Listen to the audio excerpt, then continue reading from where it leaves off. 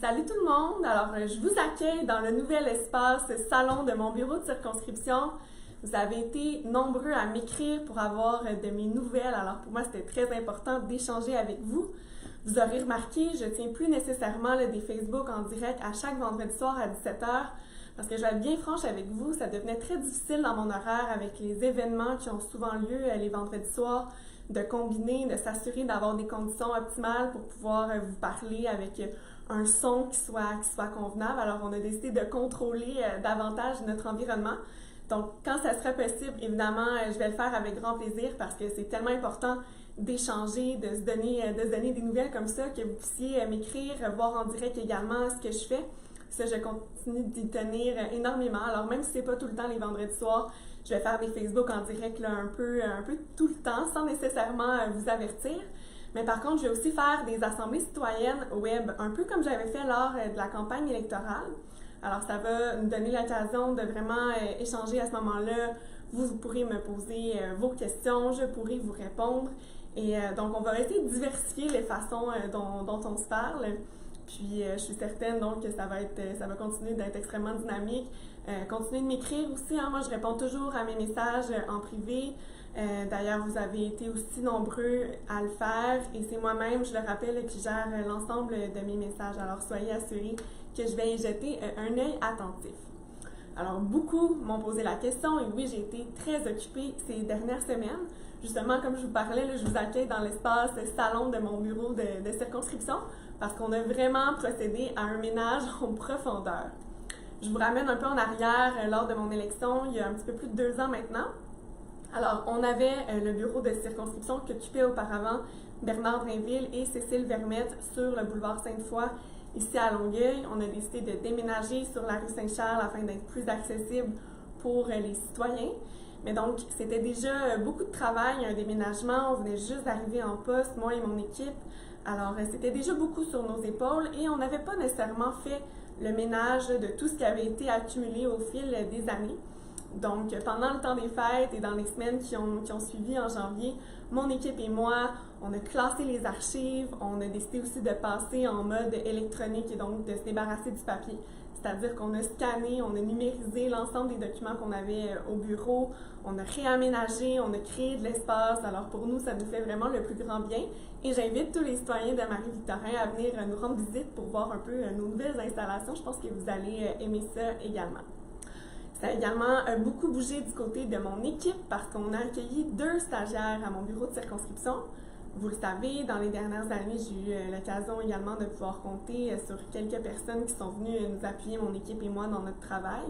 Et bien là, on a tellement de beaux projets, c'est une effervescence en ce début de mandat qu'on a décidé d'avoir deux jeunes femmes qui se joignent à notre équipe, alors Rosemary et Kimberly. 2 jeunes femmes qui se joignent à nous pour les prochains mois jusqu'au mois de juin. Alors, vous aurez certainement l'occasion de les voir lors des activités auxquelles je participe ou dans les événements que nous allons tenir dans les prochaines semaines. Alors, ça, c'est ce qui concerne le bureau. Évidemment, on travaille très fort aussi pour déjà enclencher la réalisation de mes engagements que j'ai pris lors de la campagne électorale. Je suis en lien avec les différents ministres du gouvernement pour pousser les dossiers qui me sont chers. Alors là-dessus, on travaille sur des plans d'action très concrets et je vous dis que le travail est déjà commencé. Ça, c'est vraiment motivant.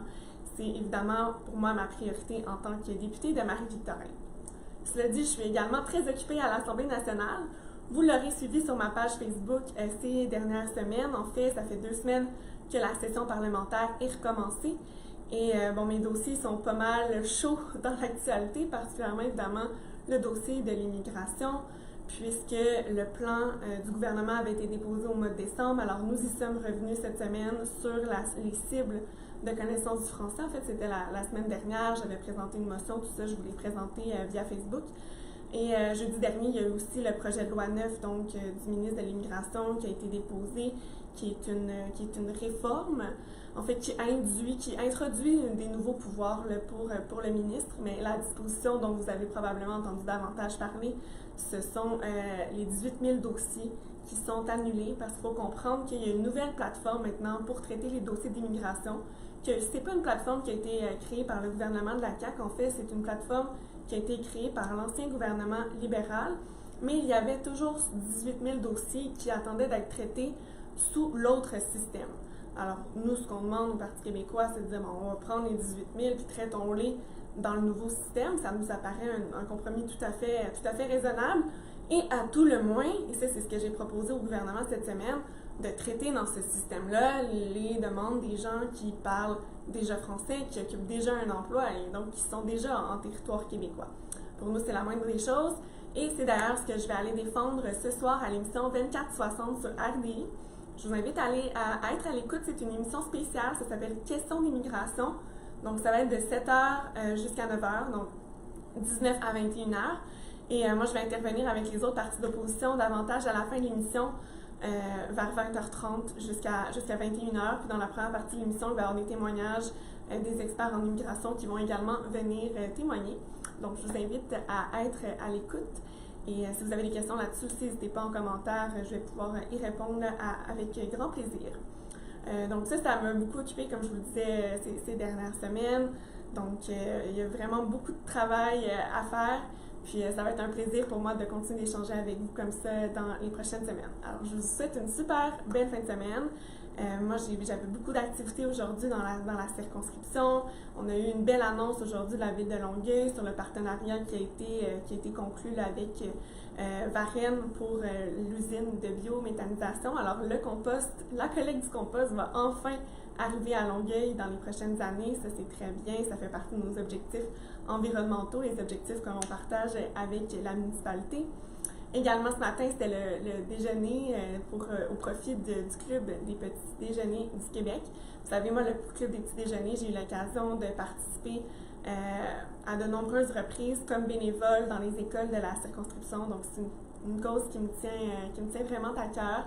Et j'y vais à chaque année. Ça devient une tradition. Donc, je me rends compte que le temps passe vite. Ça fait un petit peu plus de 2 ans maintenant que je suis députée. Alors, les événements se répètent d'année en année. Puis moi, ça me fait toujours aussi plaisir de pouvoir les soutenir. Puis c'est toujours un grand privilège pour moi de penser que pendant les trois prochaines années et demie au moins, donc jusqu'à la prochaine élection 2022, je vais avoir cette chance de continuer d'appuyer les acteurs ici de la communauté à Longueuil.